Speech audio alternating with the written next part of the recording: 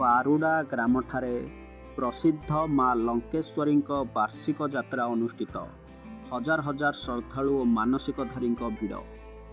Bhanjanagar block बारुडा ग्रामठारे प्रसिद्ध माँ लंकेश्वरी वार्षिक यात्रा आज अनुष्ठित हो जाइछि। पौष मासर तृतीय मंगलवार दिन माँ को आवाहन सह भोर सकाळु पूजार्चना और नीतिकांति पर एक शालुआ नदारे ठाकुर को ग्राम परिक्रमा करा जायथिला। स्थानीय अंचल में माँ लंकेश्वरी यात्रा बेस प्रसिद्ध होइथिबारु एथिरे हजार हजार श्रद्धालु एवं बहु मानसिकधारी पूजार्चना आज भिड़ परिलक्षित होइथिबा देखिबाकु मिलिथिला। बारुडा ग्रामवासी एवं युववर्ग उपस्थित रही कार्यक्रम में सहयोग करथिया बेले रातर समय ग्राम में समूह भोजन आयोजन करा जायथिला। एमती बहुत विपत्ति गाँव पड़ी जोटा कि तो कहीहबनी लंबा तार इतिहास एमती पड़ी थे हईजाला मुझे जानी माने मो बड़ भाई थे से 8-9 वर्ष 10 वर्ष पिला गुड़ा मरीगले।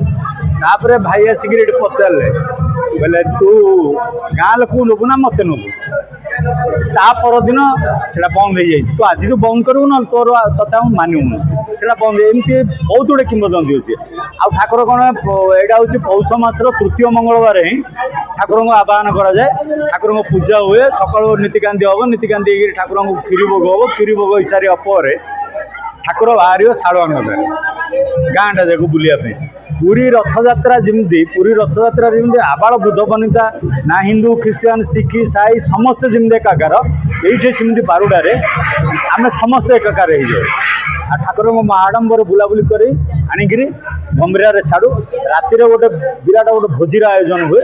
से भोजी में बाहर गाँ प्लस 4-5 खंड गाँव लोक जी आसला भी प्रसाद पाई जाए। यहाँ हूँ पौष मास तृतीय पाली मंगलवार से दिन वार्षिक उत्सव हो माँगर को आवाहन फल आम जानू से गुड़ाक बहुत पूर्व देखा ये चलती।